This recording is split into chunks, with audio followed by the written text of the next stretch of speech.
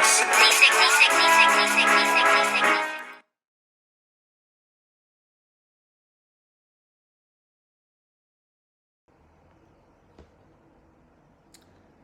Something like a family.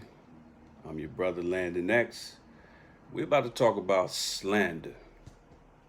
Straight like that. Let's get it.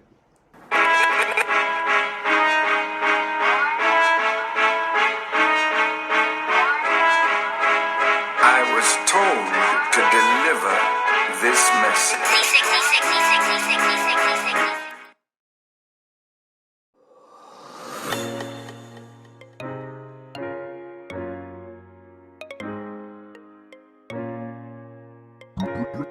Three-o.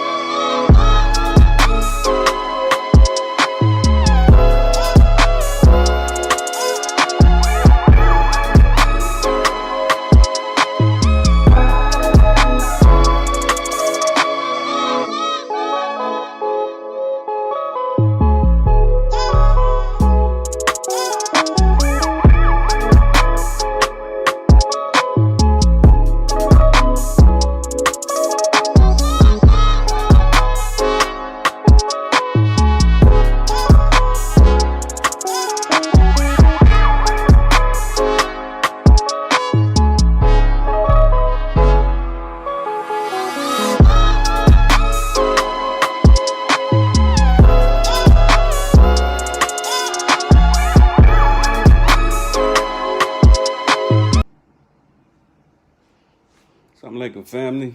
It's your brother Landon X, and this is Nation Town TV Live. And as I mentioned, we are going to talk about slander. Yeah, we're going to get into it today. And there's been a lot of slander going on, not just involving the Nation of Islam as always, but just even between each other in the community and just overall. But we're going to deal with it. But first, let me start off in the proper fashion. In the name of Allah, the Beneficent, the Most Merciful, I bear witness that there is no God but Allah, who appeared to us in the person of Master W.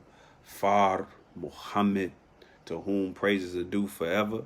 I further bear witness that Muhammad is his messenger, and with all due love and respect and gratitude to Prophet Muhammad ibn Abdullah, peace be upon him, and the work that he did as the Holy Quran was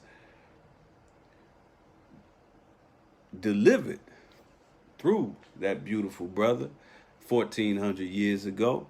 However, when I say that I bear witness that Muhammad is his messenger, I'm speaking none other than the most honorable Elijah Muhammad, for the simple fact that the Holy Quran that was revealed through Prophet Muhammad gave a prophecy that certainly a nation, every nation, will be and will receive a messenger.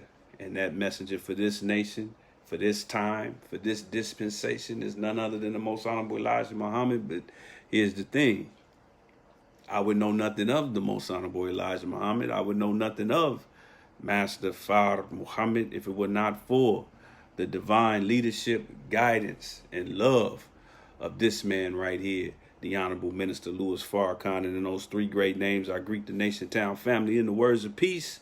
We say it in the Arabic language of Assalamu alaikum. Shout out to everybody chiming in. I see you, Brother Freddie. Peace and blessings to you, dear brother. Brother Robert, Brother Hakeem. All praises due to Allah. We're going to get right into it, family.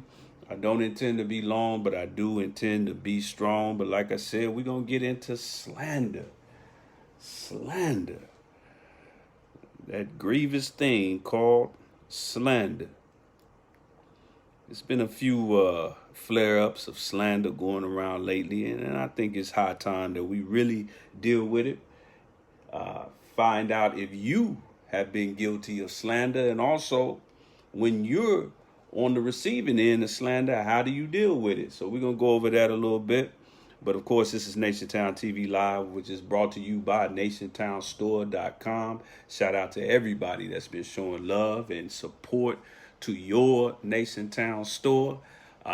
Please continue to hit us up. Keep in mind, it's free shipping. And you also get, with $30 or more personal care products, you get free Black-owned, Black distributed paper towels and TP, because we all need TP. We all need paper towels. We all need soap. I hope y'all out there using soap, and I don't care how woke and conscious you are. I hope you still washing your backside, cleaning out your grill, wiping your backside, and all that good stuff.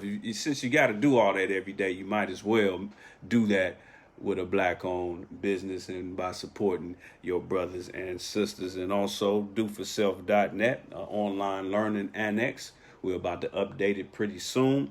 And also, if it's in your heart, hit us up. Cash App, $Nation Town.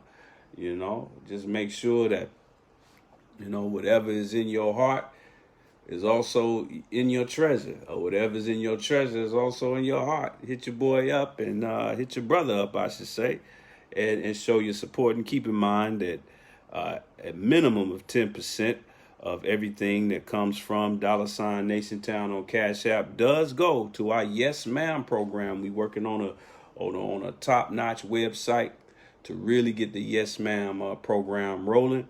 But as you know, the Yes Ma'am program delivers a meal and a message, but also personal care products to those in need here in Los Angeles for now. But inshallah, we will be delivering such throughout the nation.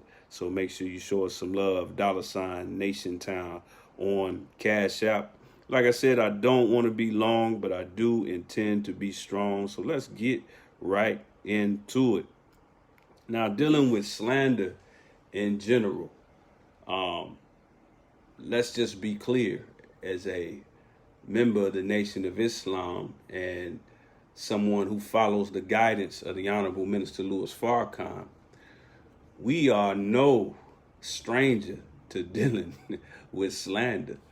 Dealing with slander, whether it's directly when we're out in our communities just trying to save our people, dealing with their misconceptions that, you know, like the most honorable Elijah Muhammad said, we have to learn how to love our people more than they hate themselves. And then you have to consider that no matter what the climate is when it comes to slander, we live in the information age. We live in the internet age, which has been fast forwarded or even accelerated due to social media. So now, and you remember back in the day, they used to call the internet the information superhighway. So now slander moves faster than it ever has. Slander goes at the speed literally of light. All I have to do is post something on any social media platform, And if you happen to be going down your timeline and you're not knowledgeable of the thing that I'm talking about, and I post that slander, you'll take that slander. Unfortunately, most people take that slander as the truth. So now everything moves faster. Positive news moves faster, negative news moves faster. Just like on an actual highway, all cars move faster on a highway. It was a car that just roared down the street just now. So if it went down a residential that fast, just imagine how fast it's going to go down to 110 wherever you are. So it's the same thing with the internet. So you're always going to have the slander. But the question is, are you guilty of slander? Because a lot of people don't know that they're guilty of slander. Some people honestly believe that the slander that they're propagating is true. And we're going to talk about why they may believe that. Also, you may have heard the term that sex sells. I'm sure you heard that. And in a lot of ways, that's true. A lot of times things turn heads just by seeing something that evokes sex. Like, I'm gonna leave this up for a few seconds, and I guarantee you some people are going to chime in, not because we kicking knowledge, not because it's Nation Town, not because we out trying to get our people, but because they see these two attractive sisters on the video. And then when they see my mug on here, then all of a sudden they might log off. However, I would be willing to bet, even though we don't bet in Islam, I would be willing to bet, based on actual facts, that slander actually sells more than sex. Yeah. In fact, slander is allowed in our community and allowed in places of business more so than sex. For example, ask yourself this. When was the last time you went to a regular bookstore, like a Walden Books or even an independent black-owned bookstore? It's a lot of those, especially these days. Or a grocery store, and saw pornography. An actual grocery store, actual bookstore, you don't always see it. You might go into some of these corner stores and see pornography, but you don't always see it. But every time you go into a grocery store, you see what they call supermarket tabloids, which is a bunch of falsehood mixed with just a drop of truth. And they tote the line between entertainment and slander and libel, because this in a lot of cases this is libel because it's printed and distributed. But they tote the line. They have lawyers that they hire to make sure that that information is just under the line of libel and slander, so they won't get sued. And a lot of times they get sued anyway. I'd be willing to bet that the National Enquirer spends more money on their legal team than they do on actually printing and distributing their paper. So we live in an era where slander sells more than sex. It absolutely sells more than sex. But let's, of course, on Nation Town TV, we don't just get into a thing and just assume you know what it is. In fact, nobody should do that. When you're reading, you should never come across a word if you're not at 100% of a grasp of that word. You should look it up and go to the etymology. What does slander actually mean? Slander, it's a noun. It means the action or crime of making a false spoken statement damaging to a person's reputation. The example they give is he is using the TV network for slander. Once again, shout out to everybody chiming in. I see you, Jaquez. All praises due to Allah. So we're going to get into that slander, and that's the main difference between slander and libel. You get into the libel territory legally once you get to the point where you are publishing and writing and distributing, whether it's something that's visual or something that's written. That's when you get into the libel territory. But you're able to sue in a court of law for libel or slander in a defamation suit. So, but let's go into the actual etymology. It actually has the same origin and etymology of the word scandal. which is rooted in the Greek word skandalon, which means to snare or a stumbling block. To put it in hood terms, basically throwing a wrench in someone's game, throwing a wrench in the system. You know, just hating on someone, doing something that may hinder them for doing whatever the work that they're doing to keep them from doing it or making it difficult for them to do. So that's essentially what you're dealing with slander. But it's since everything moves faster on the internet, it's never been more important for all of us to know how to handle slander. All of us. I don't care if you're in the Nation of Islam, if you're a Christian, if you're just whatever. We've all had to deal with slander.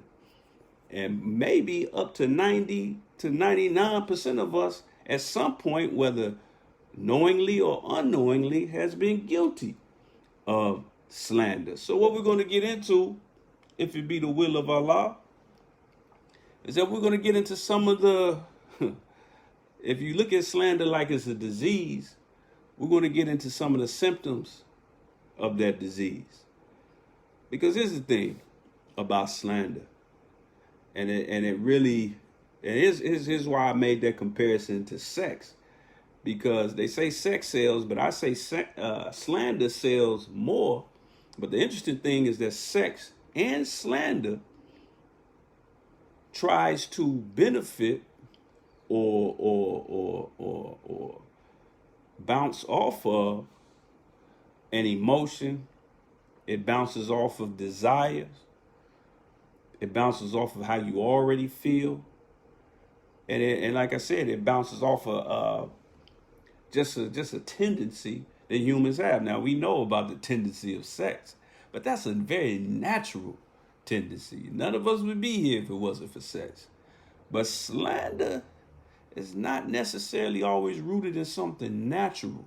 However, it is rooted in something that is very common. It comes from envy.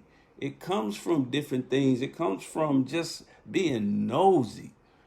For example, when you see someone driving a really nice car, or you see someone, walk out of a really nice house, you might glance their way and keep on going. But if you saw that same person and that house was on fire, you would slow down, not to jump out and help. I mean, you wouldn't even spit at the fire, but you would slow down just to see someone's, life's work be destroyed on the highway. You know why a lot of times traffic is backed up after an accident? It's not always because the accident is impeding the progress of traffic. No, once you finally make it up to where the actual accident was, you realize that they had already cleared out the highway. It's just that people that get close to it, they've slowed down to look, to see if, I guess they're looking for an arm dangling out of the wreckage or something. But we want to see that. Sometimes we almost want to see destruction more than we want to see construction. You have to shove it down somebody's throat when you're doing something good, when there's been a victory, when there's been some type of something that's built that's good for our people or just good for humanity. But boy, when it's something negative, you can just whisper it, and within seconds, everybody knows about it or want to know about it. That is something that's become very common. It's not really natural. It's just made common by the same beast that made us slaves and made us into niggas, and we fall for it over and over again. But let's get into some of the symptoms. Again, shout out to everybody chiming in. I see you, Sister Ina X. Robinson. I see you, Brother Jerome. All praises due to Allah. We're going to get into it. Like I mentioned before, some of the symptoms are envy and hate. This is a symptom. Sometimes it's a cause. In fact, you could say that envy and hate is the prerequisite of the disease. Like they say, HIV is the disease that causes AIDS. You could say that envy and hate is the disease that causes slander. In fact, I saw a meme on social media. I won't play the actual, it's a video meme But I got a still image of it that I want you to see that pretty much explains it perfectly. Check out this meme. I hope y'all can see that pretty clearly. But it says, anyone who believes lies about you without hearing your side of the story, and then at the bottom it continues, was already against you. Let me read that again. Anyone who believes lies about you without hearing your side of the story was already against you. So it's like gasoline. It's like gasoline. And then the slander is the match. That's the match. So when somebody already feels some kind of way, or they want to feel some kind of way, you got to realize, man, it's some people out there about you. I know you might think you're insignificant, or you think, oh, well, I don't make that much money, or, well, I'm not famous or whatever. But I guarantee you, there's somebody who was waiting for you to fall, waiting for you to stumble, or just waiting for it to appear that you're stumbling. And I'm telling you, when that time comes, they're not going to fact check. They're not going to go look into any details or nothing. They're going to shoot out like a greyhound at a dog race. And they are going to be the first one to say, nah, see, I knew that nigga wasn't shit. And I mean, they're going to be all over the place. They're going to be on social media. They're going to be on their phone. They're going to be standing on the corner. They're going to make it to a mountaintop and back that up. So a lot of times we have people waiting in the cut who for some reason there's envy, there's hate, there's some kind of enmity that they already have for you. And all that slander does is give them an excuse to express the disease that they already had in their heart. And like I said, everybody that's watching this, you got at least one person. Unless you just never leave the house, you never are around anybody, you never talk to anybody, you never have any contact with humankind. You just always up under a rock. Otherwise, I guarantee you somebody is sitting back waiting for you to fall. And that number only goes up based on how many victories you pile up, how much progress you make. And I don't even mean progress in terms of, oh, you just bought $1 million house. Oh, you just bought a car that cost 6 figures. Oh, you just cured cancer. Oh, no. Just progress. Maybe you was 300 pounds and now you 185. Maybe you was broke and unemployed and sleeping on somebody's couch. Now you got a efficiency apartment and a decent full-time job. I mean, just any kind of progress. There's somebody. You got people, now let me be fair, you got people that's sitting back, praying for your progress, and then you got people praying for your fall. And then the people praying for your progress, they're a lot like the ones that are praying for your fall. They waiting on any news to praise you. Anything. Man, so-and-so put in a job application today. All praises due to it. Oh, I know my man gonna get it. I know that's my boy. Hey, he brilliant, man. And when they hire him, boy, he gonna get about 5 or 6 promotions before the year. That's how you feel when you really on somebody's team. And when you're a hater, it's the opposite. You waiting on any little thing to pile on. But let's keep it going. Let's keep it moving. Let me give you some examples of that.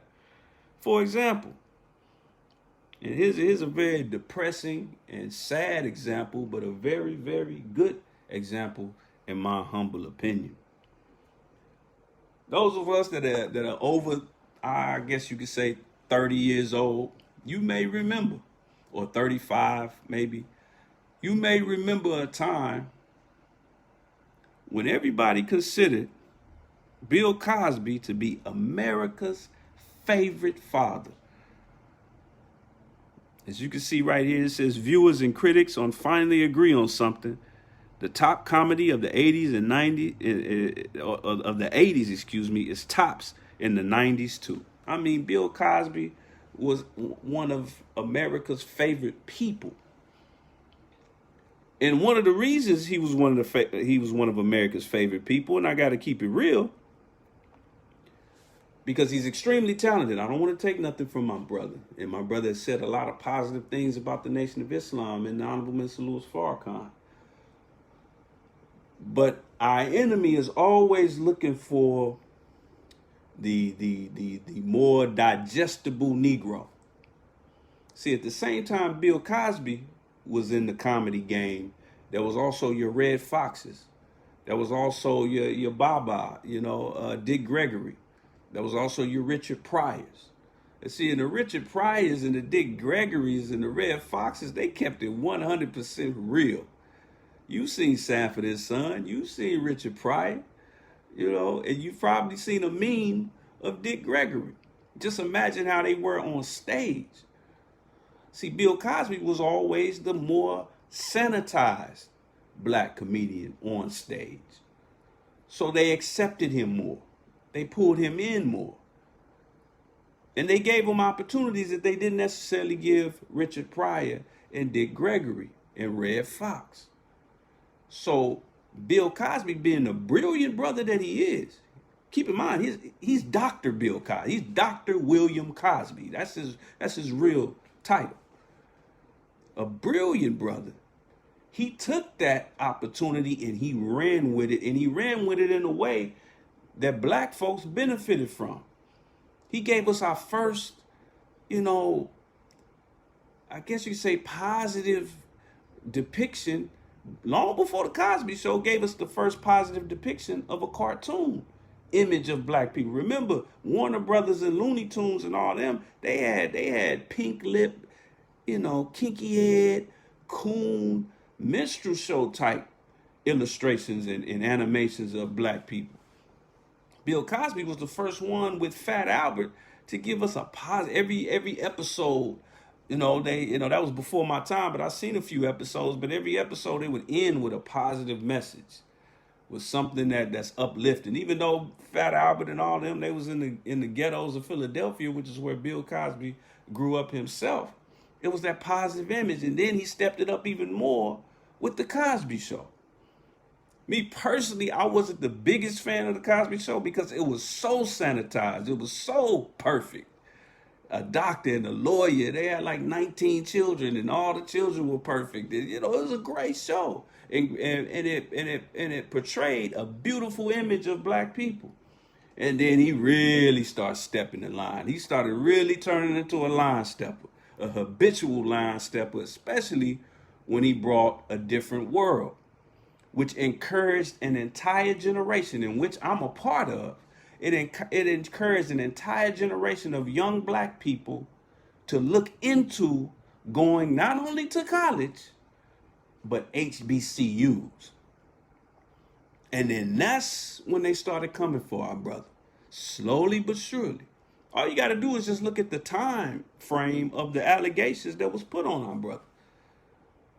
The stuff that he's in prison for right now happened around the time that he was giving us Fat Albert. Not when he was giving us the Cosby Show. Not when he was Heathcliff Huxtable dancing on stage at the beginning of the Cosby Show and all of that. No, way before that. When his hairline was still right here, that's when all that happened. Allegedly. That's when all that happened. But then, as we all know, as of recent, the same people that made him started to destroy him. As you can see right here, it says 1983, America's Favorite Dad.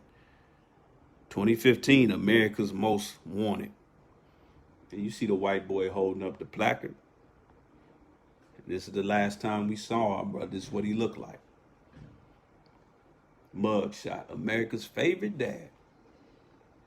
And I saw this on more platforms and on more newspapers and magazines than anything dealing with the Cosby Show. So that's how slander operates. That's how slander operates. That's a perfect example, in my humble opinion, of slander and how damaging it could be. And that's why it's so important to know who's making you.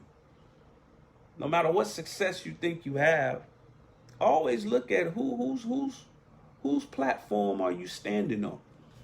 Because if you're standing on the enemy's platform, that's always a rug that they can pull out from beneath your feet. Shout out to everybody chiming in. I see you, Brother Hakeem. He says truth and it's common within your family or near of kin. That's right. Sister Bernadette, all praises due to Allah, chiming in. Brother James, I see you. Brother Hakeem says, go Bill Cosby. He was the only comedian I could listen to. Mom wasn't having Richard Pryor and Fat Albert. All praises due to Allah. Brother Kidder says, Bill Cosby's only crime was white women. That's right. That was the last trick of the devil. Man, they were some ugly white women too, for the record. But, man. But yeah, that's Bill Cosby. He was the sanitized one. And man, I pray that all the young comedians, all the Kevin Harts and all of them, the ones that are right now, white folks are celebrating. I pray that they keep their eyes on Bill Cosby. Because it ain't a comedian that's out right now that's scratching the surface of Bill Cosby's success. Let me put it in perspective. Only one show matched the Cosby Show's ratings after the Cosby Show. Do you know what show it was? Some of y'all probably thinking, Martin, Living Single, and Living Color, Seinfeld. Before Seinfeld, nobody was touching Bill Cosby in ratings. Nobody. Millions upon millions upon millions of people tuned in every week to see the Cosby Show. And he was starting to build a strong production company. He would have been where Tyler Perry is right now if he really would have gone a step further with what he was doing. I don't know about all the buying NBC rumors, but he could have built his own NBC. But whoever builds you, they can destroy you. But moving along, now you got to ask yourself a question. Like I said, we're going to consider whether you have been guilty of slander or how you can handle slander. We're going to deal with both if it be the will of Allah. But there's one type of slanderer that I'm noticing. And this kind of slander usually deals with celebrities, leaders, political leaders, religious leaders, and black organizations. To me, this is the lamest of all the slanderers in the black community. Let me be clear. I'm focusing on the black community. The slander coming from the enemy, worrying about them is like wondering, if the sun is going to come up or being surprised by a cat meowing or a dog barking. So I'm really talking about how we deal with our people as it pertains to slander. Here's something you want to always avoid, or something you got to ask yourself right now. Are you a welfare revolutionary? Oh boy. Are you a welfare revolutionary? What is a welfare revolutionary? Let me explain. A welfare revolutionary is someone who claims to be pro-black or woke, but they want things done, but expects other people to do it. They claim to be woke, claim to be pro-black, always saying we need this, we got to do this, we got to do that, we got to do that. But then when it comes to the process of actually them putting in on it, them using their own efforts, see, then that's when they take a step back and say, try me not. There are a lot of welfare revolutionaries. Why do I call them welfare revolutionaries? Because just like And this is no disrespect to those who receive, government assistance, because a lot of people need it and a lot of people use it correctly. But then you got groups of people who sit back and they just wait on that check. Mailbox money, just wait on that. And whether they eat, whether they don't eat, all of that is strictly based on whether or not they get that check. And welfare revolutionaries, they're the same, but in a revolutionary context. Talk a big game. They got a list of all the sellouts, everybody they think is a coon, everybody they think is a sellout, everybody they think is an agent, everybody they think. But when it comes to them going out and doing something, the big fields that are awaiting every wide awake man, when it comes to their big field, it ain't nothing but crabgrass and dirt. They ain't tilled 1 inch of it. They ain't planted 1 seed. They ain't did a damn thing. Welfare revolutionaries. And the thing about a welfare revolutionary, they use certain words. It's always them, they, y'all, when, how, where, me, what y'all gonna do for me? What y'all gonna give me? What he do for us? What they do for us? Them, they good. Yeah. See, a welfare revolutionary, you really can't help them. Because the best help that you can give a grown man or woman is guidance. But if I tell you, hey, follow me to the end of the street, that means you have to get up off your backside and go step for step with me. If I turn left, you turn left. If I turn right, you turn right. See, but if you just sitting on your backside, you don't want to get up. You don't really know how that operates. So don't be a welfare revolutionary. I'll give you another example of a welfare revolutionary that I saw very recently.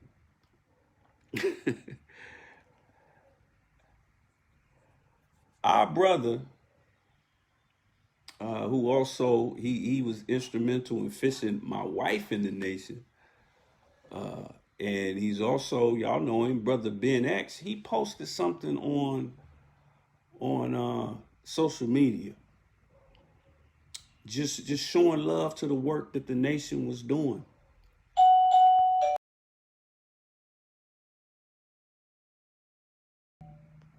One moment, fam.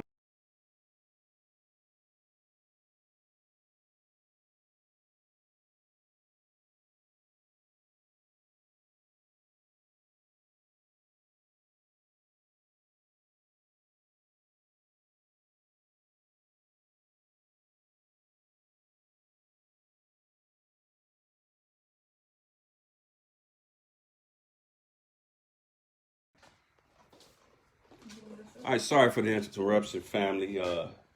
Just a little package that was delivered. Got to pick that up. But anyway, as I was saying, Brother Ben X, he posted a post on his page on Facebook showing love to the fact that the Nation of Islam paid for a water purification system that cost 6 figures.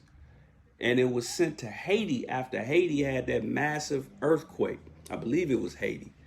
And, obviously all that America and England has been doing with Haiti, and Europe, I should say, has been doing with Haiti, is sucking the blood out of it.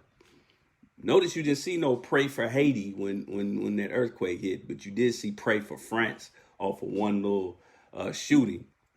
So he just posted that. A lot of people didn't know that. Didn't know that the Nation of Islam was one of the first and one of the quickest to contribute to Haiti after that terrible disaster. So like 20 people immediately after that said, well, what about Flint, Michigan? He doing all this for Haiti. What about Flint? And first of all, the Final Call News was one of the first news publications, not black news publications, one of the first news publications to report on the conflict, on the situation with Flint and the water supply before any mainstream network. And then on top of that, the Nation of Islam, through independent believers as well as orchestrated maneuvers by the FOI, has delivered tons upon tons of products, food, and water to Flint, Michigan. And the final call since this Flint water crisis began, Final Call has reported on the Flint crisis every year since, even though it's not even on CNN no more. You can't go to CNN, you can't go to any major network and still hear about the Flint crisis. They barely talked about it during this past election. But the Final Call continues to run that story and keep you abreast to any updates on it. So Brother Ben, he started posting all the receipts, all the facts. That's an example. The way they immediately jumped on there, instead of just saying all praise is due to Allah. I don't know if you know it or not, but Haiti is one of the blackest places you can go to. In fact, it's a place where black and African slaves rebelled and successfully rebelled. Toussaint L'Ouverture. I mean, it's a beautiful place in the African diaspora of the Western Hemisphere. So it ain't like Haiti is Santa Monica, like Haiti is Buckhead, like Haiti is South Beach, Miami. We talking about Haiti. If I went to Haiti right now, just keeping it real, if I showed up in Haiti right now, they would think I was albino.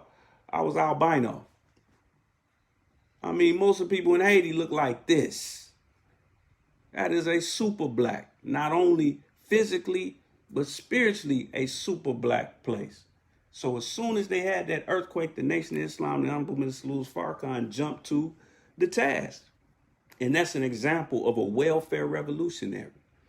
When you get to asking too much about what they did, what they gonna do, what they do, we need this, when you gonna help us do this, when you gonna help that, when you just as black and just as grown and just as able as anybody. If you can't get out there and do something with your own hands, at least lend support. Like I heard Student Minister Nuri say one time, if you ain't willing to pick up a gun, at least help us buy bullets. See, when you support, there are many ways to support something. In fact, in this day and age, as I mentioned on several previous episodes, this day and age, what a man does with his money says more about what he does with his mouth. That's even in the Bible. Wheresoever a man's treasure is, so is his heart. That's in the book of Matthew, and I believe Luke as well. The exact same verse. So that's what a welfare revolutionary is. You got plenty to say about what hasn't been done, what needs to be done, what is this and that and that and that. But when we say, oh, okay, that sounds like a good idea, go ahead. You first. Revolutionaries first. Go ahead. Hoteps first.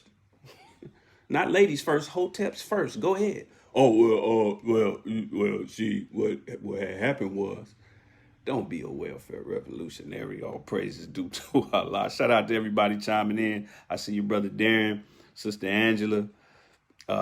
Sister Angela Marie says, what happened to his son? I think she's alluding to Bill Cosby. His son did die under very suspicious circumstances. He was murdered.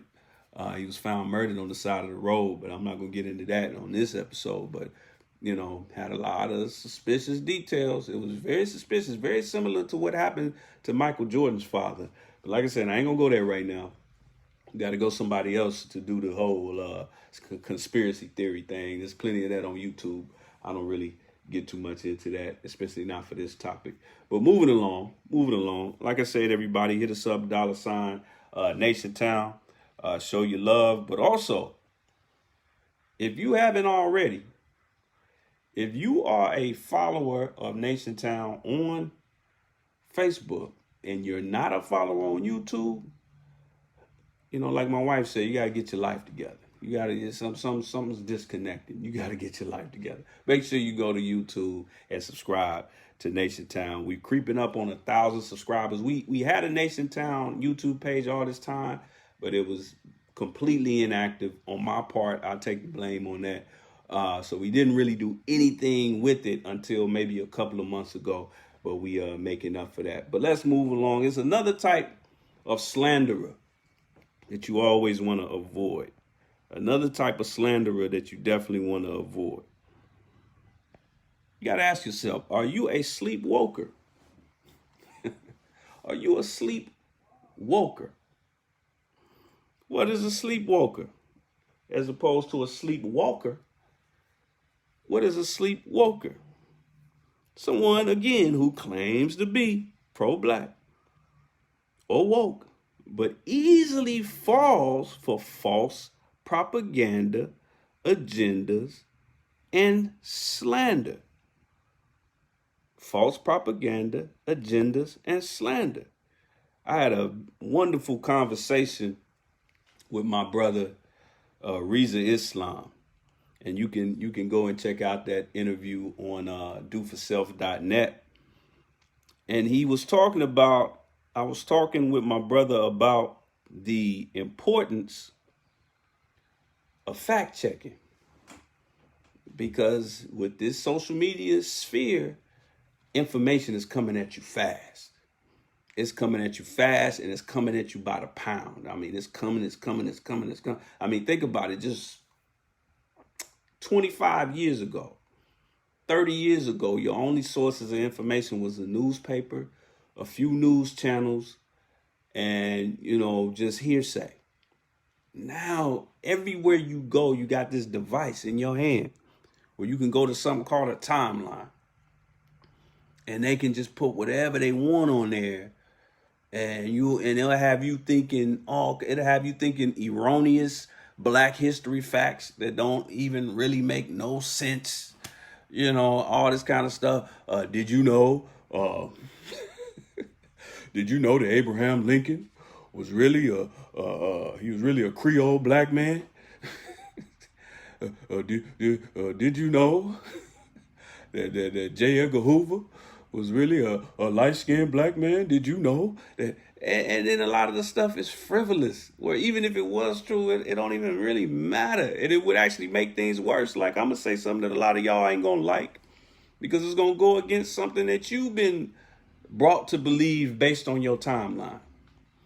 There's a running rumor on social media, through social media woke folks, sleepwalkers, that the first president of the United States of America was a black man. Oh, boy. Here's the problem with that. First of all, keep in mind that the vice president is the president of the Senate. And when you go into detail of who that person that they claim was black was, their description was more like what the vice president's title is and not the president. First of all. Second of all, do the math, people. If this black brother was the president of the United States before George Washington, that means that we had a black president that presided over slavery. I'm going to let that sink in for a minute. So don't sit up here and throw shots at Barack Obama and say he didn't do nothing for black people, which he didn't. But you mad because he didn't give you a check, or he did more for homosexuals. But then you celebrate a brother who, based on your claim, presided over slave. You mean to tell me he had his feet kicked up in an office somewhere in Philadelphia, and everybody saluting him as president? And right around the corner there were slaves, because they had slaves in the North as well. In fact, the Emancipation Proclamation didn't do anything for slaves that were slaves in the North. Sojourner Truth was a New York slave. So that means that this brother was sitting with Sojourner around the corner in New York, working from can't see in the morning, can't see at night. He was sitting up in the office with his feet kicked up as a black president, but you mad at Barack Obama? See, that's why you gotta fact check, and you gotta ask yourself, even if it's true, what does it matter? What does it matter? That would be one of the biggest blemishes on black people if we had a black president that presided over slavery. That would be embarrassing. It would be just embarrassing. But moving along. Sleepwalkers. Why is it important to fact check? Why is it important not to fall for the tricks and the propaganda of our enemy. Why is that important? Why is that important? I'll give you a very good example of sleepwalkers. Because also, and I forgot to mention this, I mentioned that thread from that post that our brother Ben posted. And it was another brother who posted, I think it might have been a separate post. But another brother posted, well, why is it that the headquarters of the Nation of Islam is in Chicago? But Chicago got so much crime. It's so much murder. And let me first say, before I go any further, brother is right. It is a lot of crime, a lot of terrible incidences of murder and crime and violent crime in Chicago and Flint and Gary and Cleveland and Tulsa and Dallas and Houston and New Orleans. The hell wrong with you? But see, once again, there's no fact checking. Because what he wants to do is draw a correlation between the Nation of Islam and what we doing and not doing, and the correlation of crime, as if we're getting $10 billion a year from the government like the Chicago Police Department is in order to patrol the streets of Chicago or any other city for that matter. There was another rumor that the Nation of Islam was getting government kickbacks for our security work, and y'all went crazy over that. So wait a minute, you want us to do the work of a government-funded program and organization without your support or government support? Is that what you said? Okay. But let's deal with Chicago in general, because this is a beautiful example of being a sleepwalker where you think you know, but you really don't. You're just going off of the foolishness on your timeline. Now, this is the kind of Chicago statistics that we used to seeing. Chicago crime numbers for the month of August: 90 murders, 384 shootings, 474 shooting victims. And then you see stuff like this on a Monday and they say, wow, 582,000 people were shot in Chicago this weekend. And you just like, man, Chicago is going crazy. And got you scared to go see your people in Chicago. Go see your family in Chicago. You probably got family up there. You don't even want to go see them because you heard, you let white folks tell you. And then we allow them to name our communities like Chirac. There shouldn't be not one black person walking around calling Chicago Chirac. Get out of that ignorant hip-hop mentality that somehow the city that you live in or from being ignorant as hell being a good thing. Because that Chirac term actually came from a newspaper article from the Chicago Sun-Times. So it was white folks, it was Jews that called Chicago Chirac, Southside Chicago Chirac. And we took that and ran with it, just like nigga. They call us a nigga, we start calling each other nigga. But here's the actual facts about Chicago. I looked it up, and do you know, based on the figures, and no matter how you figure it, it's like this. I actually used the least amazing figures, but I looked it up and found out that on one study, crime in Chicago ranks as low as 70th in America in crime. 70th.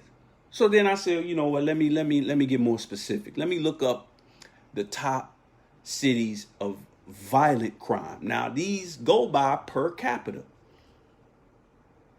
Now, why is per capita important? Before I even get into the numbers, why is per capita important? Well, let's say somebody is shooting with an AK-47 and you happen to be in the area. Would you rather be in a situation where you were sitting in a coffee shop and somebody was shooting an AK-47? Or would you rather be in a situation where you were in a Walmart or a Home Depot and somebody was shooting an AK-47 on the other side of the Walmart or the Home Depot. That's why per capita is important. See, if you letting off shots in a Home Depot or a Walmart, that's such a large area that chances are you might be able to get up out of there without one bullet even coming your way, because you're talking about a large area. But if you're in a small coffee shop that can only fit 20 people and somebody walk in with an AK-47, man, you Swiss cheese. That's what it's like being in a smaller town that has a crime problem as opposed to being in a bigger city that has a crime problem. But per capita, as far as violent crime is concerned, Chicago, in the most recent studies, is ranked 31. Now that looked like number one, but let me move the Nation Town logo. It's 31. Chicago is ranked 31st in America. There's the credit. Scott Olsen, Getty Images, CBSN on assignment, the guns of Chicago. The violent crime rate in Chicago is 943 violent crimes per 100,000 residents. That's 31. There are at least 30 other cities more violent than Chicago. But you let your enemy, Mr. Woke, Mr. Conscious, Mrs. Woke, Mrs. Conscious, you let your enemy convince you that Chicago is the worst place on earth. Do you know that Chicago, listen, here's the funny part. This is why being a sleepwalker or a welfare revolutionary is so terrible. Because when you get into the actual facts will embarrass you. It will embarrass you, just like the first black president presiding over slavery. It will embarrass you when you get into the actual facts. Not only is Chicago ranked 31st in the nation in violent crime, it ain't even the worst city in the state of Illinois when it comes to violent crime. That goes to Rockford, Illinois, outside of Chicago. The violent crime rate in Rockford in northern Illinois is 1,174 per 100,000 residents. 14 people were murdered in that city in 2019, but it's a small city. That's like dealing with a active shooter in a coffee shop or a phone booth as opposed to a Walmart. And check this out. Here in the Los Angeles area, here's another city that's ranked higher in violent crime. Here in Los Angeles, a suburb of Los Angeles called San Bernardino, where our mosque, our Nation of Islam mosque, is mosque number 97. Shout out to my brother Darrell doing a great work in San Bernardino. It's ranked 11th.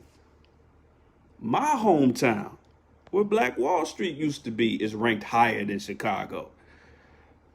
987 violent crimes per 100,000. So who told you that Chicago was the worst place on earth? Oh, the same people that told you was 3/5 of a man. Oh, and you believed them. Oh, man. Poor guy. Shout out to everybody chiming in. I see you. All praises due to Allah. Brother Darren Facts. He's talking about those white girls that Bill Cosby was messing with allegedly. Man, you know what? Rape aside, Quaaludes aside, I just hope that it's just not true at all that he was even messing, because there was one of them that looked like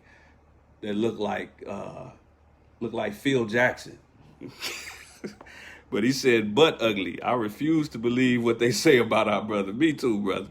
Sister Angela said, yes, sir. Wasn't sure if they found anything out, talking about the murder of Bill Cosby's son. Brother Hakeem said, I'm dealing with that welfare revolutionary right now, just for giving a shout out to the Nation of Islam. And immediately I received a DM, a direct message. What had the nation done? Somebody took the time to send you a direct message. Now, if Brother Hakeem would have said, go Tom Brady, a racist white boy who was calling black members of the Kansas City Chiefs all kind of niggas and coons on the football field Sunday, if he said, go Tom Brady, would nobody send him no DM, unless they was a Chiefs fan. If he said, if he posted lyrics from NBA YoungBoy talking about killing niggas, If he posted something about the last episode of Power or P-Valley, promoting homosexuality in front of our children, nobody would say anything. He gives a shout out to an organization that for 90 plus years has done nothing but work for the betterment of black people. And you got something to say about it with no works under your belt. Imagine that. Good God almighty. Brother Todd said they mad at Barack because all he did was give them a phone with limited minutes at the Obama phone. But, you know, as messed up as that is, I'll take that over slavery. Come on, man. Let's not celebrate somebody who allegedly presided over slavery, bruh. Slavery. I can't recognize Todd, whatever his name was, Ted Hansen, whatever they said was the first black person. I can't recognize you, bruh. Even if you was black, I can't recognize you, bruh. You presided over slavery, big boy, big bro. And like my wife say, don't forget to like and share. Make sure y'all share this message. Get it out there, family.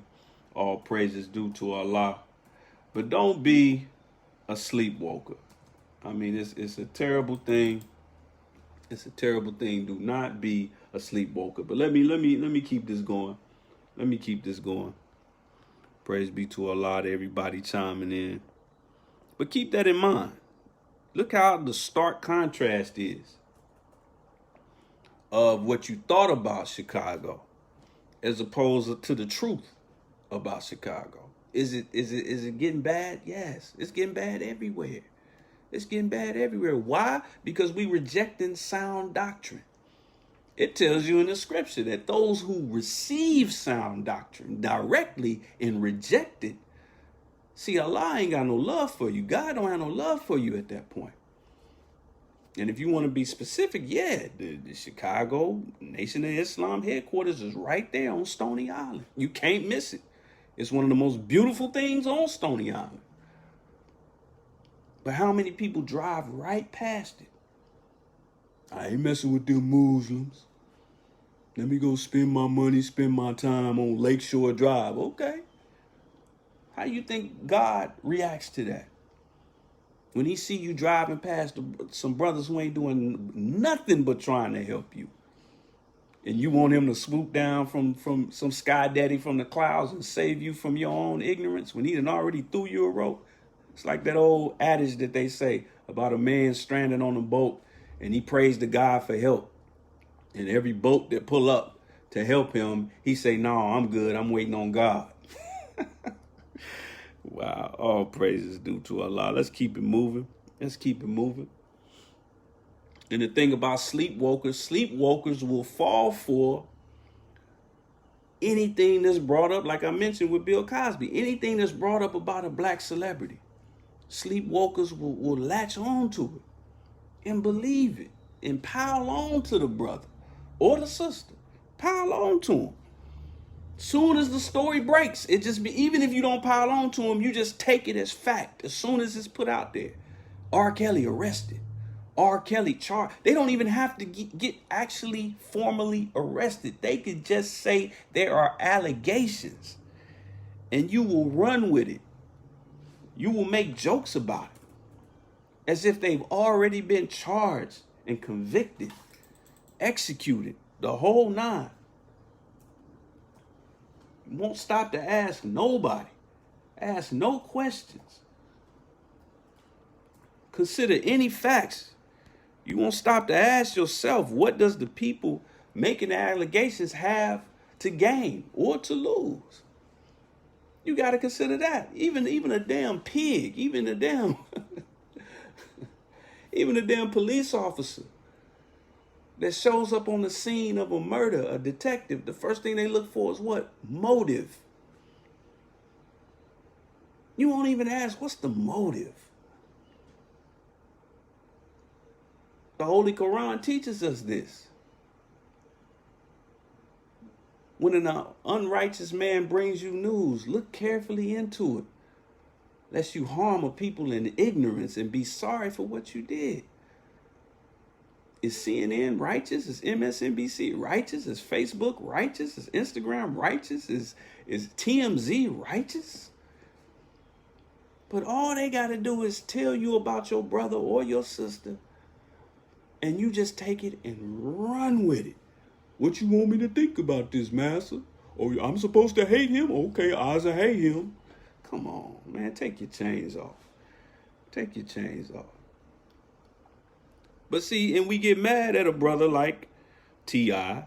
over allegations. We get mad at a brother like R. Kelly over allegations. But then we celebrate and idolize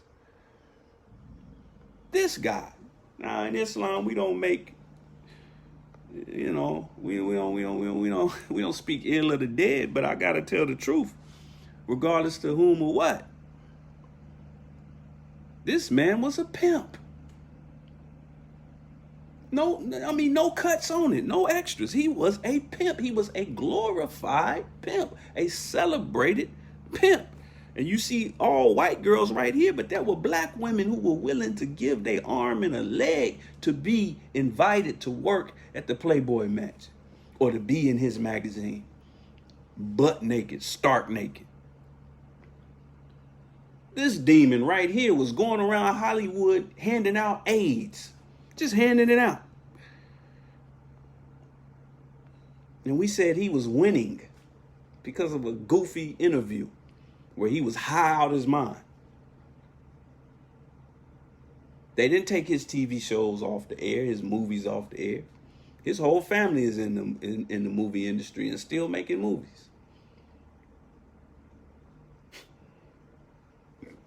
Just handing out AIDS, like a FOI hand out final calls. He was handing out AIDS. Here, take this AIDS.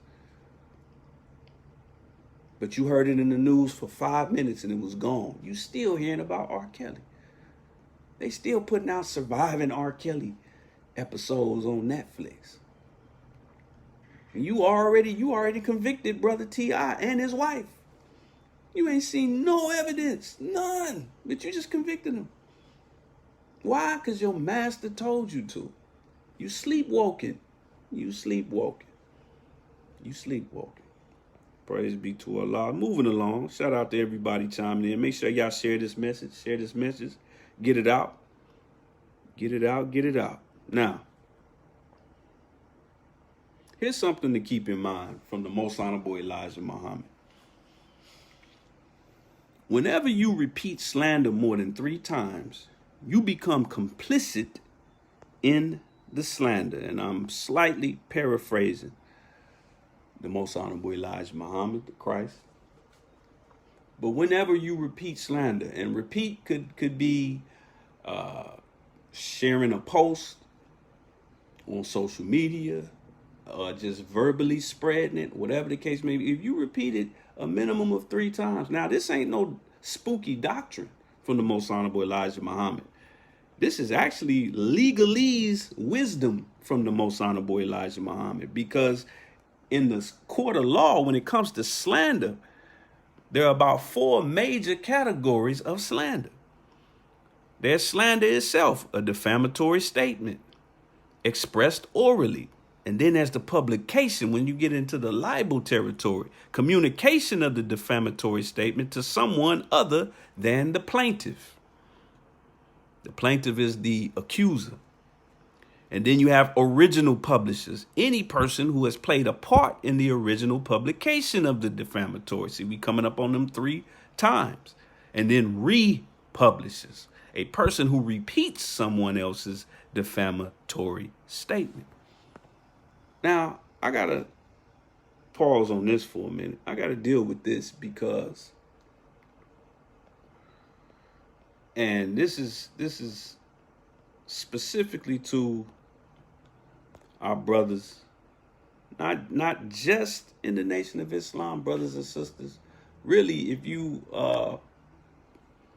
if you have it in your heart for any black empowerment or or the black struggle, sometimes we unknowingly become complicit in the slander, because even some of the best of us got that welfare revolutionary in us.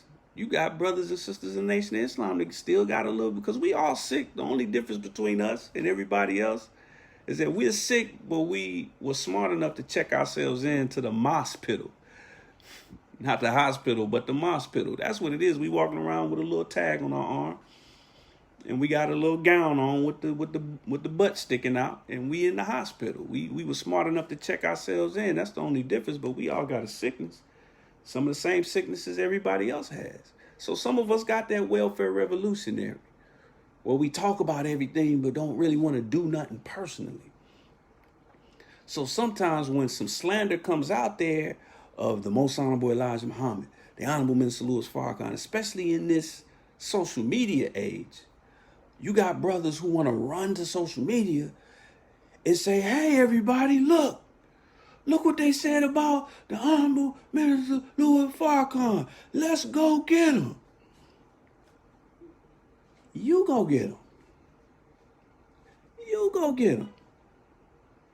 Why are you calling on the lynch mob? Are you scared to go by yourself? The master, Fard Muhammad, came 9,000 miles by himself. And then when he left, the nation essentially fell.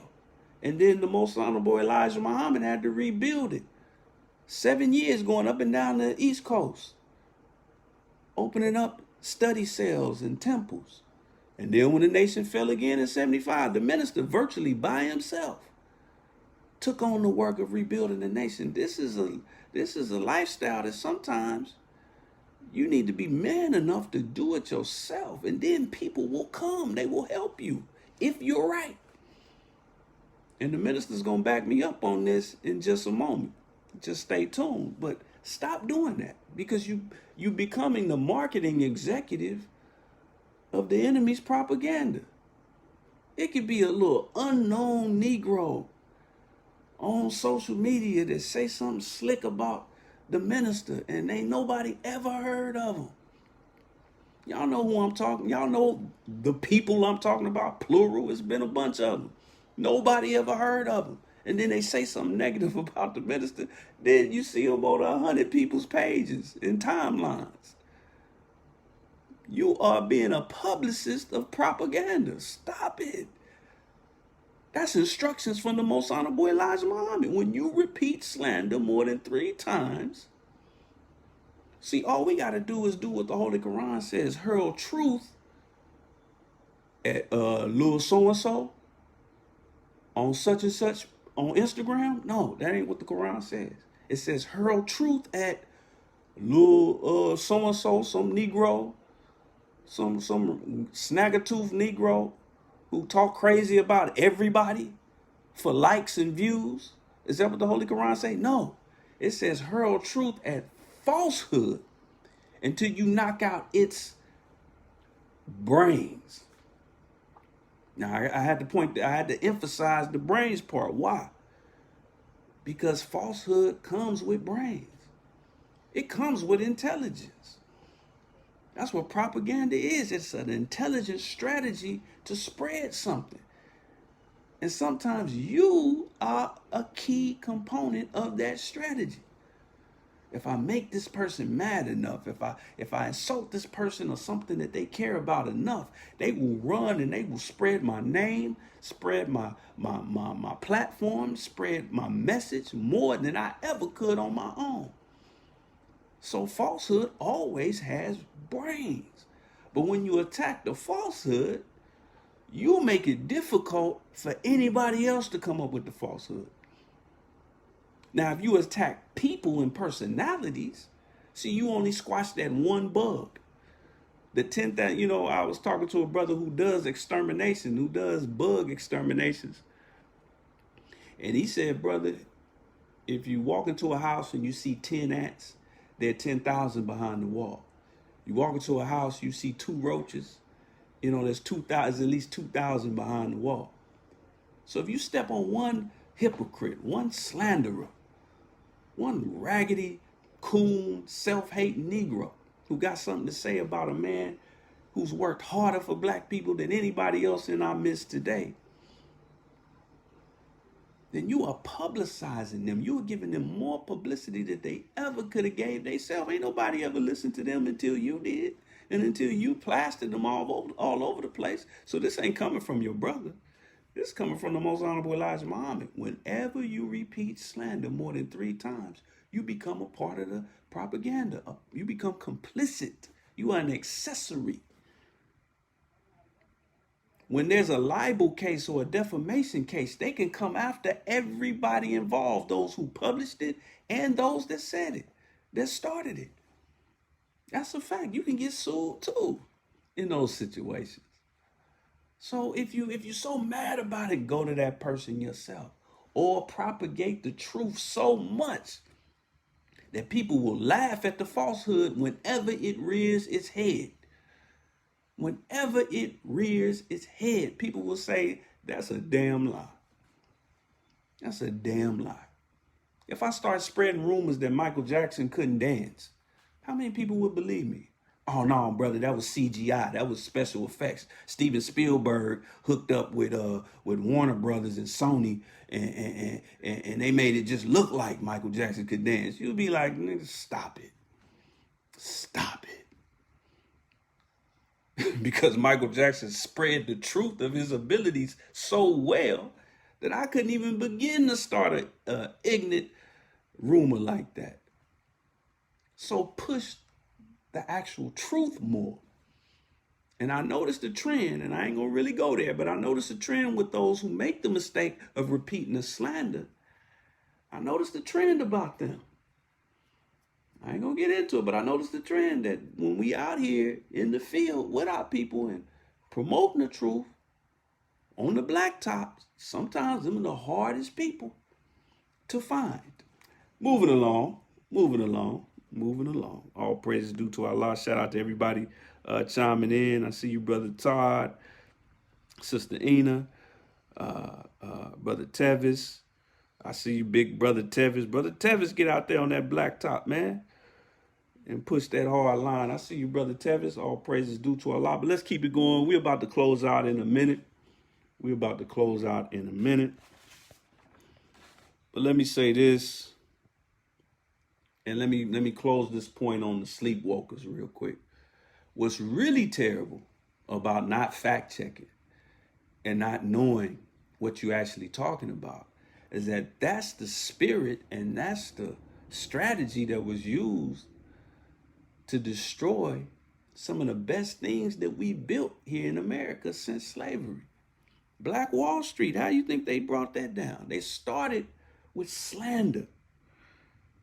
Nab Negro for attacking girl in an elevator.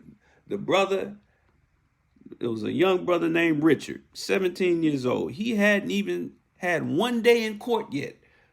But this Tulsa Tribune newspaper, that was the name of the newspaper, put that out there, Nab Negro, telling the people what to do. Go get him for attacking a girl in an elevator. Now, I'm not making excuses for these rednecks, but see, that's the thing. They used to post propaganda and slander to ignite rednecks to do heinous things to black people. Now they don't even have to get rednecks excited. Some of y'all was so excited about the Proud Boys and all of that foolishness. I wasn't even tripping on that. Because these days they can put foolishness out there that incites us to harm each other. And then we go from Greenwood to Rosewood, Florida. Same thing. It started in the newspaper with slander and libel. Whites gather for miles to slay Negroes. Men sought heavily. Negro lynched on mother's grave. See, we got to be careful, lest we be used as a tool and also a slave. Let's keep it going, family. Keep it going. We're about to close out in a minute. But let's deal with this. How do we deal with slander? Because you got, many of us knowingly and unknowingly are guilty of slander. And then many of us find ourselves on the receiving end of slander. How do we deal with slander? Well, the simplest way, family, to deal with slander is kind of what we were just talking about. The first step you want to take when you're dealing with slander, when you, someone you love or something that you love is being slandered, you want to follow the supreme wisdom. Follow the supreme wisdom. Those of you that are familiar with the supreme wisdom lessons, that wonderful 40 pages of lessons and problems and instructions, it has a structure to it, just like everything else in the Nation of Islam. Those of you who have ever seen the supreme wisdom or held it in your hand and read it, have you ever wondered why the actual facts, which is a section of the supreme wisdom, the actual facts is given to you before Lost Found Muslim lesson number 1 or number 2, is given to you before the problem book, is given to you before English lesson number C1? Because you got to get the facts first before you believe anything. Because the first thing the supreme wisdom does, it gives you the facts of the universe. And that's to give us an appreciation and an understanding of the importance of actual facts. You thought it was just there so we could sound smart, so we can get around people and say, man, the total square mileage of the earth is 196,940,000 square miles. The land is 57,255,000 square miles. The water is 139,685,000 square miles. Circumference of the earth is 24,896 miles. The diameter is 7,926 miles. The earth weighs 6 sextillion tons, a unit followed by 21 sides. So people can say, ooh, he's smart. That's not the purpose. The purpose is to give you an appreciation for the importance of facts.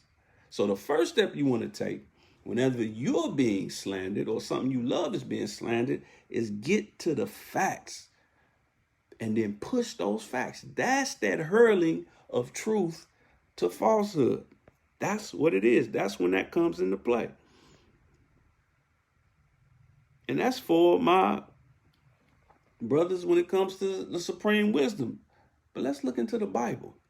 Like the supreme wisdom tells us to look into our poison book.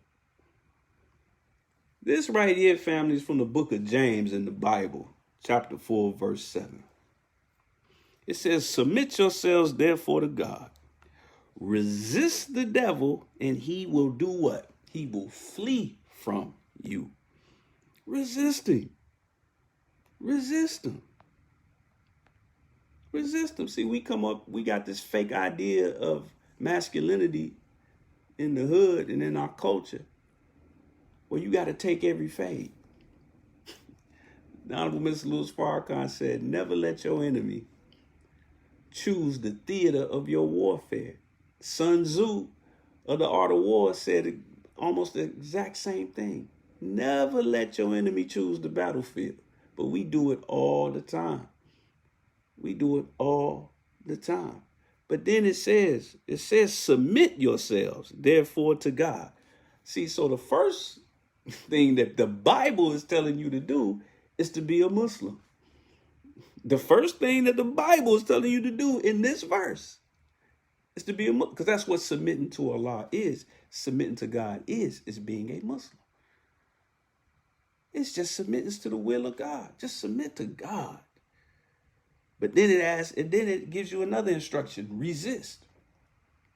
But see, when you're addicted to a man and his world and his way of thinking, see that even if it's just two black brothers in the room fighting each other, they still fighting each other with the white man's mind. The mind that the enemy gave them. So it's hard for you to resist something that you're addicted to. Now that was the Bible. Let's go to the Holy Quran. See what the HQ got to say about it. The word directly from God, uncut, not stepped on. God said, he said, as thou hast, now this is talking about Iblis, which is the devil, which is Satan. Listen to Iblis. He says, as thou hast adjudged me to be erring, I will certainly lie in wait for them in thy straight paths. I will certainly lie in wait for them in thy straight path. Straight path.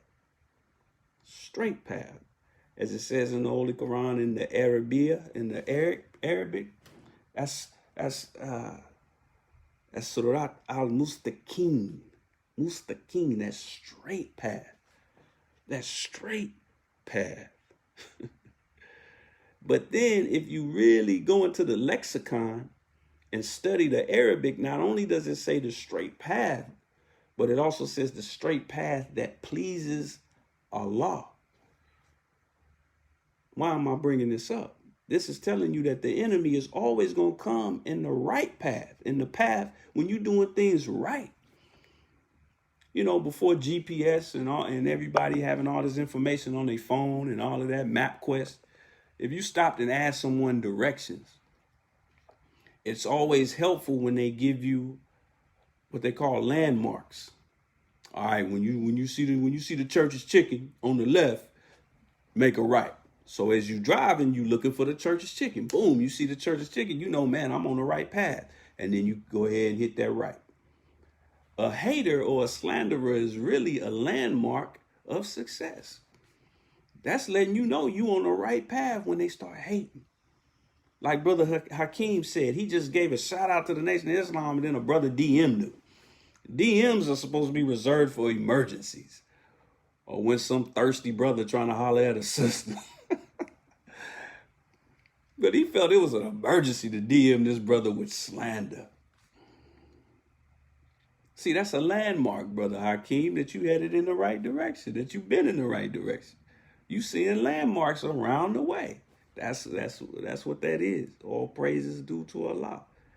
Now let me say this before we get up out of here. Not only is a hater a landmark of the straight path, but one thing that I think is a beautiful thing that's been going on social media, by the grace of Almighty God, Allah, is that you've been seeing a lot of talk about business and generational wealth and acquiring an LLC and investing and all this kind of stuff. That's great. Even though some of it is misleading and some of it is just a hustle and some of it is kind of questionable, you know, but I'm just glad that the tone has changed. We ain't talking about booty and celebrities no more, and Beyonce and all of this. We talking about businesses. That's fantastic. So in the spirit of that, when it comes to slander, I'm still on slander. And you're the one being slandered. See, look at yourself as a company, as if you're a walking, talking company, which you are. You produce, you have expenditures, all of that. So you're a company. So if you're looking at yourself like a company or a corporation, ask yourself this question. Who's running your company? If you're a company, who's running your company? What do I mean by that? Who's running your company? Let's look at it this way. When it comes to a corporation, only shareholders and customers or clients should determine your movement. Only customers, clients, and shareholders, meaning people who have invested in the company or those who support the company, should be the only people you listen to. You heard the term before. The customer is always right. They're right because they are the ones putting their money into the company. So you better listen to them. See, the customer is always right, but the window shopper is always light because they always short on change. So you don't worry about what a window shopper is. Sometimes black folks, we do that, especially with other black businesses. You know what? I think y'all need to do this. Y'all should get that. Y'all should hold this. Y'all should sell this. Y'all should sell that. Man, if you ain't buying, I ain't trying to hear it. But you got to do that personally as well.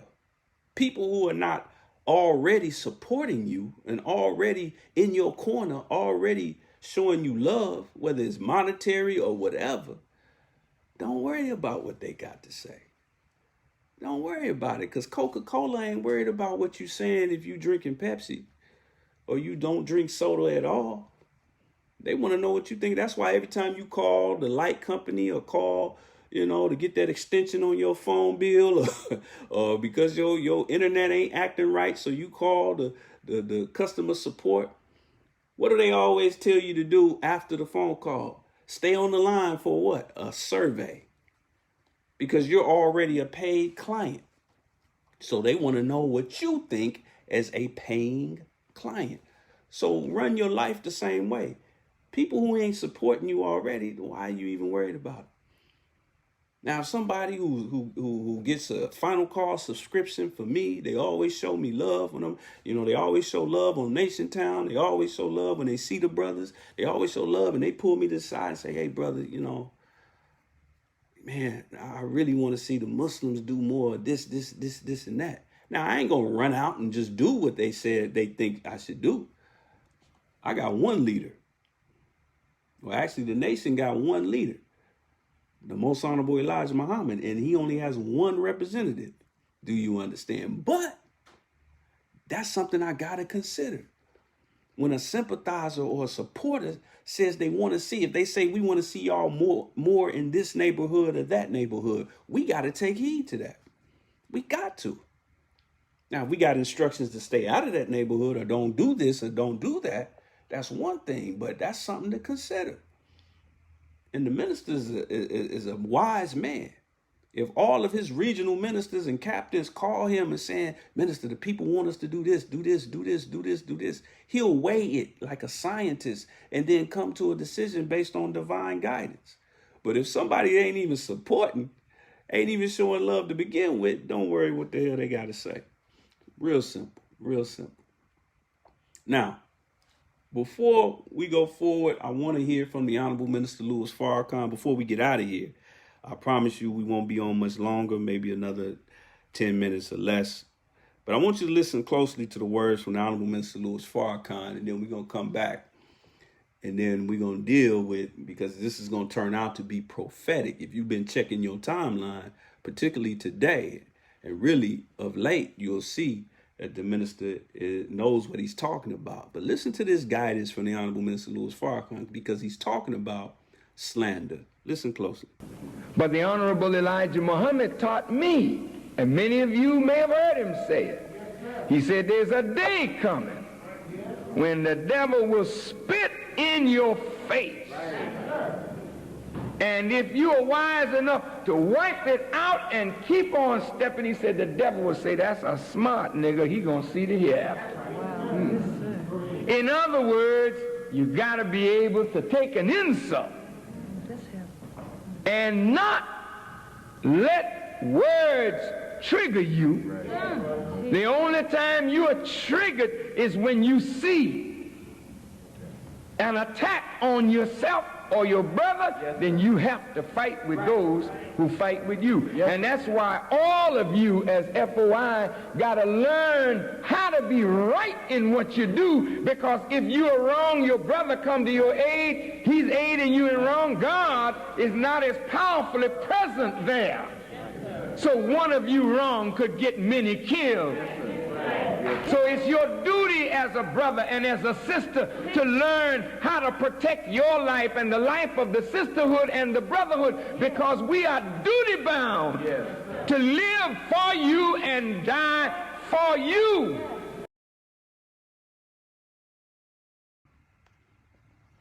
When the devil is going to spit in your face, good God Almighty.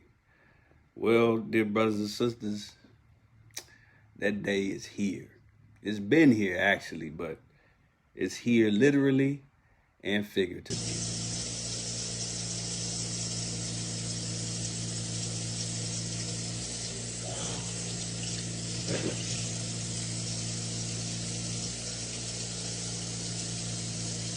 Want this one too? You want more?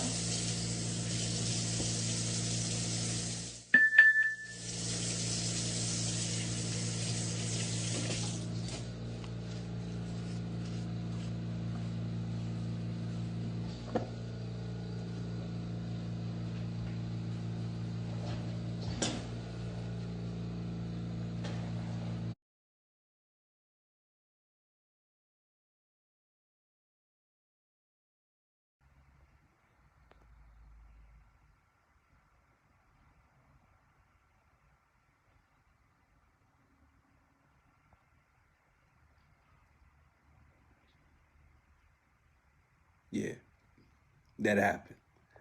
The first video you saw is a video that's going viral. This is where a sister who appears to be, I don't want to just assume because I don't have any actual facts like we talked about, but she appears to be a African immigrant sister who's working for some white lady.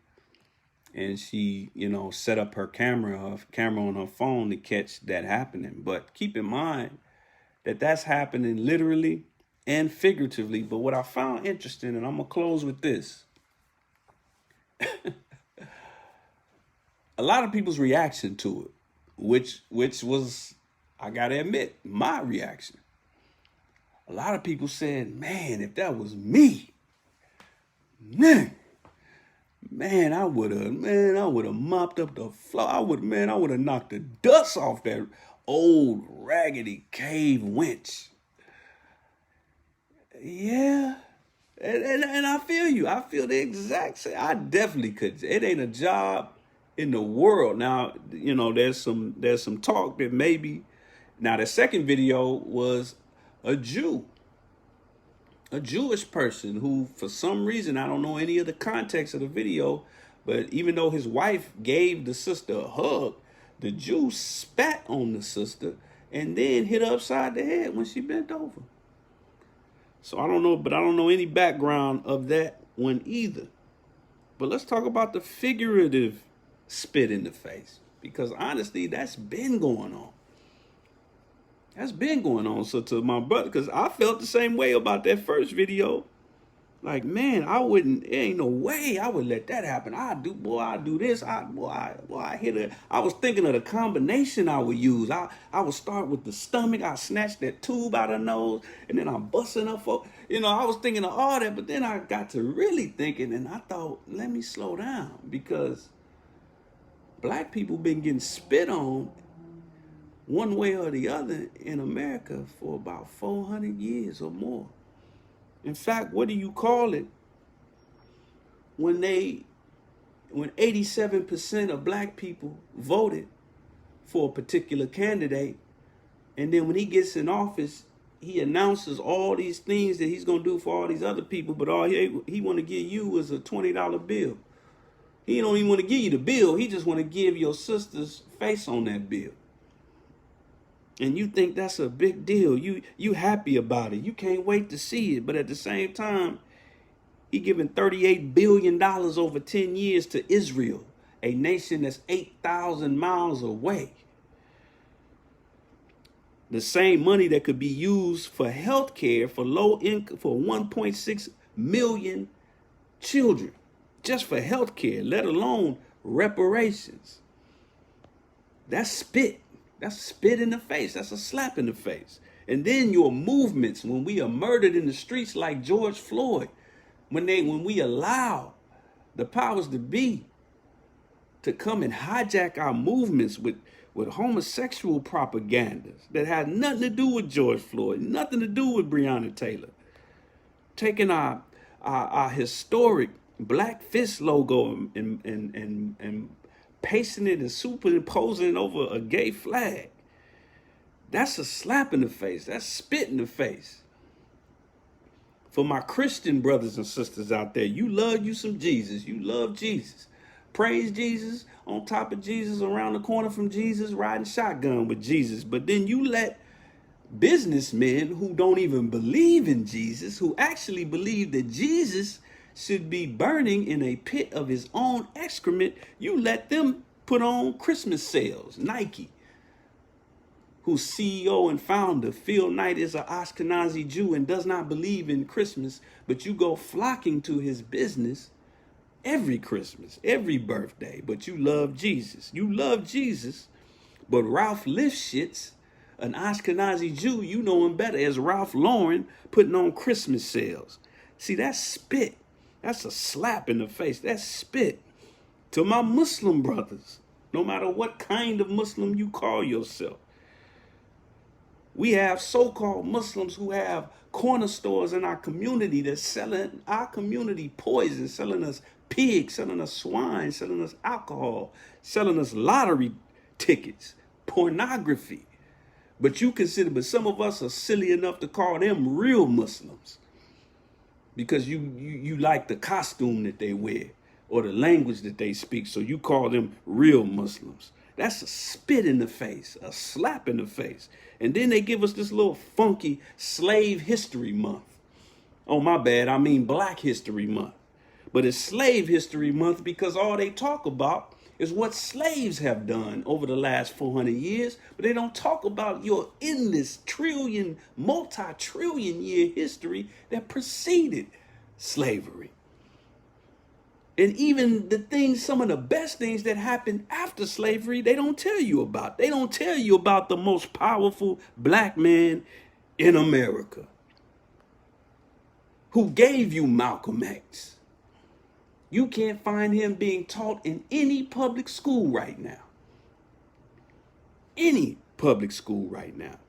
Who took black people who were dope fiends, who were lethargic, who were listless, who were uneducated, took them and stood them up and cleaned them up and put them on the top of society. One of his best students, not one of his best students, his best student, the Honorable Minister Louis Farrakhan, you don't hear about him either during Slave History Month because he is not a slave. He's the freest black man in our midst. Called on 1 million black men to come together in solidarity, not to beg white people for nothing, but to atone with each other. Called on 1 million and 2 million showed up. They don't even mention them and call it Black history. That's a slap in the face. That's a slap in the face. Then they come up with entire federal programs in the FBI and the CIA, like COINTELPRO, to bring down people like Dr. King, bring down organizations like the Nation of Islam, and cause division that led to the death of our brother Malcolm X. But then you let them same people turn around and use their images for a cheeseburger. You let this happen. Here's the slap in the face. Here's the spit in the face. And then they take Malcolm, put him on a federal stamp, a man that spent his entire life after the teachings of the Most Honorable Elijah Muhammad, which is the only reason you even know about this man. You don't know nothing about Malcolm Little. You only know Malcolm X, and you don't know nothing about El-Hajj Malik Shabazz. You can't even spell it. All you know is Malcolm X, and he spent his entire time under the teachings dissing the American government. In fact, he dissed them so hard, that was one of the ways he got in trouble in the nation, is because he spoke on John F. Kennedy when he shouldn't have, when he had instructions not to, but then they put him on a stamp. That's a spit in the face. That's a slap in the face. Huh? In fact, that's what I call Negro taxidermy. You know what taxidermy is? Taxidermy is when white folks, they go out hunting, and every beast, every creature, every peaceful creature that ain't did nothing to them, that they kill, they take them to a taxidermist, and what the taxidermist does, they cut them open, and then they fill them up with all kind of chemicals and all kind of stuff like that, and make them sit upright as if they're still alive, to give them a lifelike posture. See, this is taxidermy. And they do Negro taxidermy. They do Negro taxidermy with Dr. King. That's why your child thinks that all Dr. King ever did was dream. They don't tell you that Dr. King believed in economic separation. They don't tell you that. They don't tell you he was anti-war. They don't tell you that. Because it's Negro taxidermy. Malcolm on a stamp, that's Negro taxidermy. Malcolm X the movie, Negro taxidermy. One Night in Miami, all these movies and foolish TV shows they coming up with, trying to dig up Malcolm to go against the Nation of Islam. That's Negro taxidermy. That's a slap in the face, and that's spit in the face. And then with those same organizations like COINTELPRO, like I said, they try to divide and destroy real black nations like the Nation of Islam. Real strong black nations like the Nation of Islam. But after they attack that, they give you this sanitized, fictional fantasy. And even in that little pretty little fantasy they give you, when it's all said and done, it's a CIA agent that saves the day. That's a slap in the face and a spit in the face. So before we get mad about that sister getting spit in the face by that old decrepit white lady, I want to know what we gonna do about all them spits in the face, all them slaps in the face, because they've been coming nonstop for 400 years. So we got a lot of spit to deal with, a lot of spit. But with that said, family, I appreciate y'all chiming in. Shout out to everybody that supported us on $ Nation Town. I see you, brother Hakeem. I'm going to leave you as I greeted y'all in the words of peace. Assalamu alaikum.